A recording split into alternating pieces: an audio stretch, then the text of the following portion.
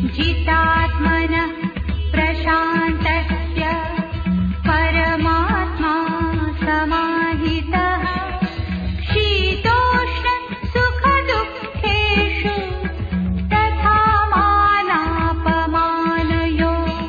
जितात्मनः प्रशान्तस्य परमात्मा समाहितः शीतोष्ण सुखदुःखेषु तथा मानापमानयो।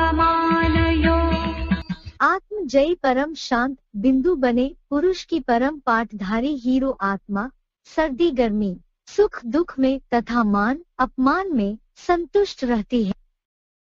सर्दियों गर्मियों समान, ये तो हुआ ईश्वर के ऊपर विश्वास कि हमें सर्दी का मौसम मिल रहा है, गर्मी का मौसम मिल रहा है और हमारा शरीर तप रहा है गर्मी में या ठंड में ठिठुर रहे।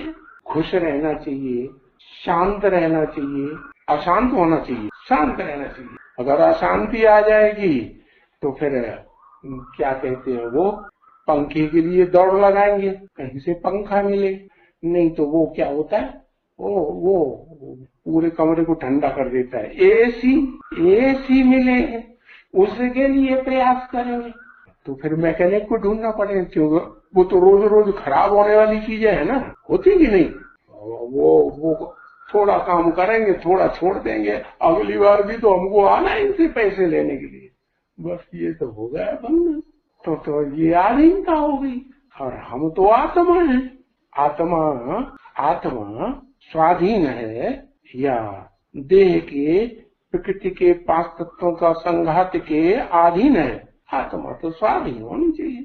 पक्की आत्मा उसे ही कहेंगे जो स्वाधीन हो, के ऊपर अधीन ना। ठीक वर्षा लेना है, खुशी कैसे मिलेगी। सर्दी पड़ रही, ठिठुर रहे, विनाश होना शुरू हो गया, कारखाने सब खत्म हो गए, इधर उधर एटम बम गिरने लगे, कारखाने सब टूट फूट हो गए। अभी भी कारखाने टूट, कोई के धंधे परमानेंट रह पाते हैं? नहीं देगा, सब धंधों में नुकसान हो रहा है, लोग देख रहे हैं। तो कपड़ा तो मिलेगा नहीं, ठंडी पड़ेगी जोर से बरसात होगी, कभी कभी अभी भी तो होती है। बंगलोर में देखो जाकर के सदा काल बढ़िया मौसम नहीं है। और समंदर के किनारे जितने भी है, बम्बई है, मद्रास, वहाँ देखो रह के वहाँ मौसम एक जैसा रहता है कि नहीं।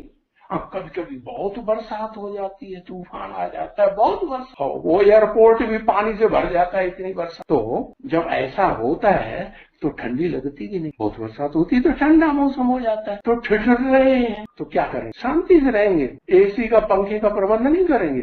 अरे विनाश होगा तो भूकंप आएंगे, बड़े बड़े सारे मकान तोड़ देंगे, भूकंप तोड़ देंगे कि रहेंगे। मकान ही नहीं और पंखा कहाँ लटकेगा, कहाँ महामुसीबत। ऐसी स्टेज में, आत्मिक स्टेज में रहेंगे या नहीं रहेंगे?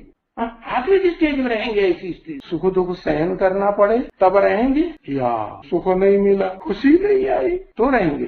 क्या आपको नहीं लगता कि हमारी धार्मिक मान्यताएं और कर्म हमें वास्तविक जीवन में उतनी स्वतंत्रता और संतुलन नहीं दे पाए हैं जितनी हम चाहते हैं? क्या हम सुख दुख में एक समान रह पा रहे हैं?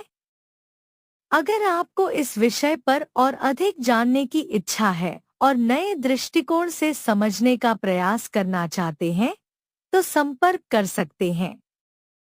ओम शांति।